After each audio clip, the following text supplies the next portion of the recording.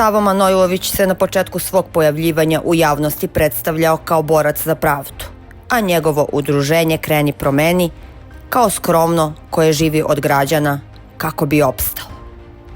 Da li je to samo paravan i šta se zaista krije iza Manojlovićevog udruženja? Dakle, preko noći sve se promenilo. Kada je Manojlović krenuo u ozbiljnije političke vode, jedini cilj mu je bio kako da obezbedi finansiranje iz inostranstva, a da se u javnosti ne otkrije trag novca, koji će upumpati u svoje redove.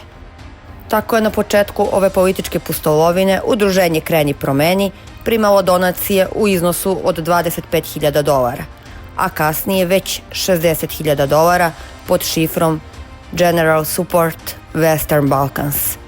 I sve je to bilo transparentno.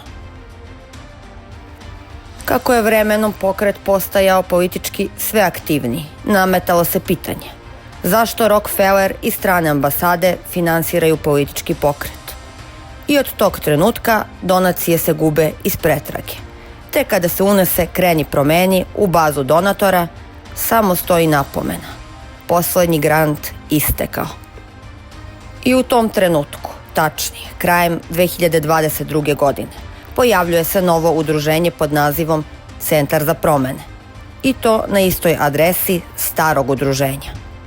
Prve godine manji prihodi donacija u iznosu od $715.000, a tokom 2024. godine prihod raste na preko $10,5 miliona. U istom mesecu, tačnije aprilu 2024. godine, Rockefeller fondacija odobrava Centru za promene trogodišnji grant u iznosu od $120.000, a na sajtu organizacije nema podataka o donatorima, dok je u javnim bazama postojao trag, ali ne zadugo. Naime, mesec dana kasnije trag je uklonjen.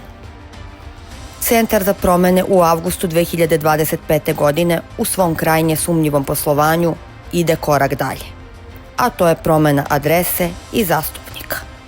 Udruženje se seli u Čačak, a umesto Marine Pavlović, inače istaknute članice pokreta Kreni promeni, kao zastupnik se upisuje Senka Kostić.